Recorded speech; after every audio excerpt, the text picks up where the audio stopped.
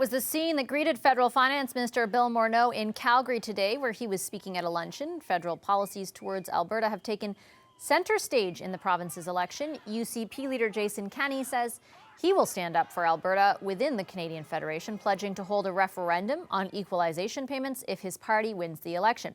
Is Kenney running against the federal government in this provincial race? And is that a strategy that could work? We've convened our Alberta panel to dig into that. In Calgary, William Macbeth is with Canadians for Democracy and Prosperity. And in Edmonton, Sally Hauser of Navigator. She's also a volunteer on the NDP campaign. And Graham Thompson, next to her, is a political columnist who contributes to both CBC and iPolitics. Hello to all three of you. Thanks for joining us. Hey, thanks for having us. Week 2, very exciting. Graham, let me start with you. Help us understand sort of the strategy behind some of the things that we're hearing Jason Kenney propose. In addition to that referendum, he's talking about an Alberta-specific parole board, securing exemptions to the CMHC stress test, things along those lines. It's like the old firewall letter we saw years ago from Conservatives to Ottawa. And this is Kenney tapping into the frustration Albertans are feeling about the fact there's no pipeline, no new pipeline being built. And, you know, we were looking for more help from Ottawa, even though Ottawa did buy a pipeline, $4.5 billion for Trans Mountain.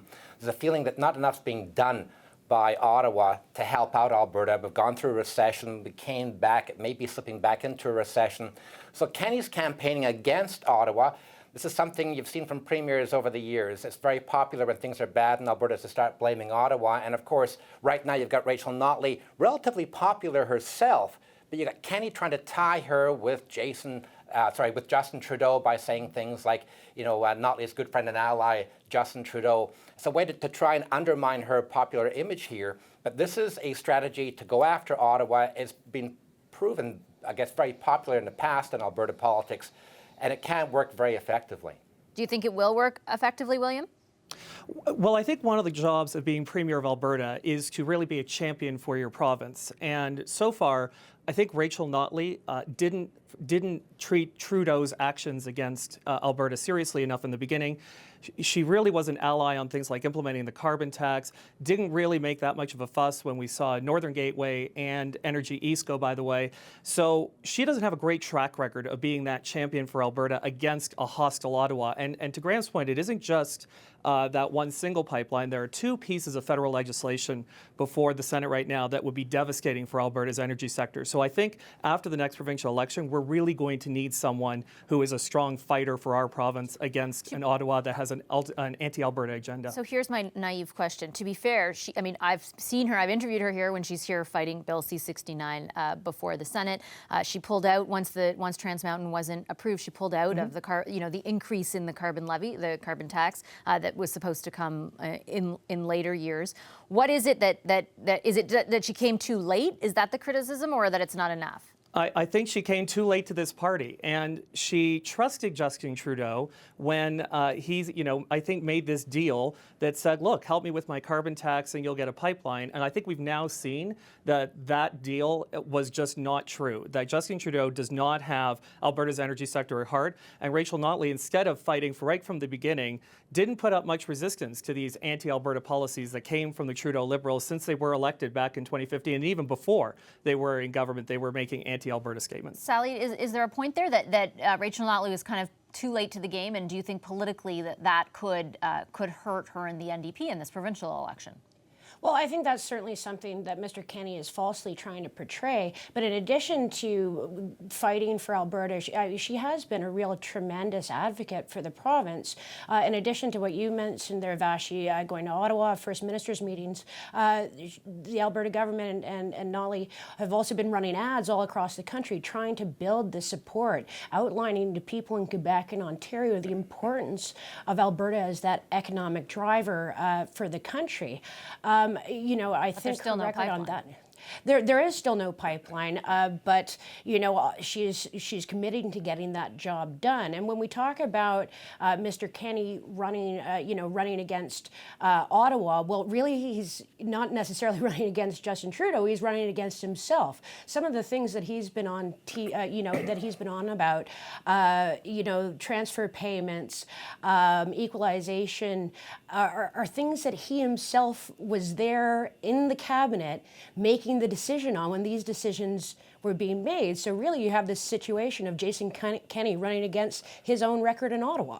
Graham, let me ask you though, how do you think it resonates with Albertans right now, with voters? I know that there are other issues, right? We've seen coverage of course, 2 candidates for the UCP who have had to drop out of their races because of controversial remarks that they made or that were unearthed. What is resonating with voters right now? Yeah, right now, you look at the polls, and people are saying, despite looking at the polls as who might win, just the issues. People are saying it's the economy. And this is sort of the obvious issue right now in Alberta politics. It's the obvious issues: economy, it's jobs, it's pipelines, or a lack of pipelines. And Kenney's sort of hitting that very strongly, excuse me, because the NDP has a hard time. The NDP has a hard time because right now the economy seems to be slowing down. There's unemployment is going up in Edmonton and Calgary, and there's no new pipeline.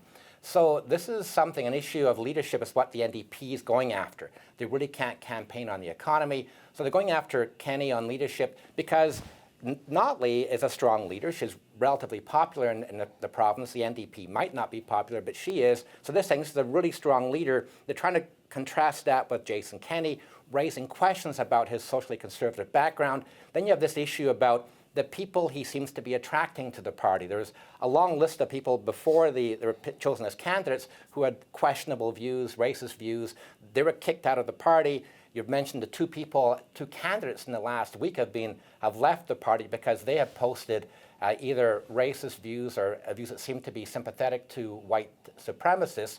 So the NDP is trying to go after the issue of leadership. Now, but the obvious issue, though, is the economy. And the question is right now, can the NDP shift that narrative and shift people's attention from the economy onto issues like leadership? Because that's where the NDP has a lot more strength, perhaps, than Jason Kenney. Sally, is that what the NDP is trying to do?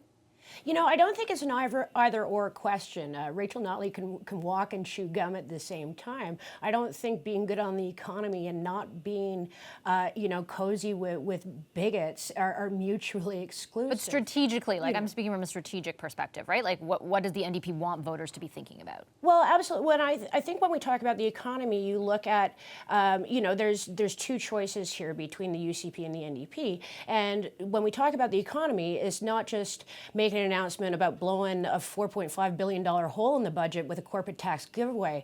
The announcement that she made today on investing in childcare, 13,000 new childcare spaces, that's a good economic investment. Diversification of the economy, that's good economics. So, I think the NDP is still very much talking about the economy, but in a very different way than Jason Kenney is. And it is about priorities and it is about choices. William, strategically, based on what Graham was saying, the idea that the economy versus some of the issues that the UCP has had with candidates, what do you think? I think if you talk to everyday Albertans, in their homes, not just in Calgary, but in Edmonton and in smaller communities, the economy, jobs, getting our economic prosperity back, growing the economy, that is what voters are caring about, and that's what they're looking for. The NDP record on this, as I think Graham's pointed out, is weak. We've had high unemployment. We've had stalled pipelines. They've made some announcements, but their focus hasn't really been on the economy or their plan for Alberta. It's been on saying Jason Kenney bad over and over again at every opportunity, whereas Jason Kenney's campaign has been focused on things like job creation, on kickstarting Alberta's economy, on getting pipelines built, and fighting for Alberta's energy sector. Some fodder though with these types of candidates who are dropping out? Like, is it necessarily, it's not all made up?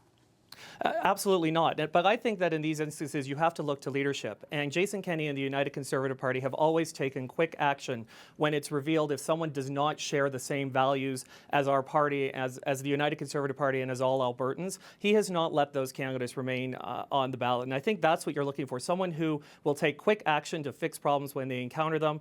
And I think that people are going to see that in Jason Kenney. Okay, I wish we had more time because I'm guessing Sally wants to jump in after that. But we will reconvene shortly. I'm sure there's still 3 weeks left. Thank you, everyone. Thanks to Sally Hauser, William Macbeth, and Graham Thompson.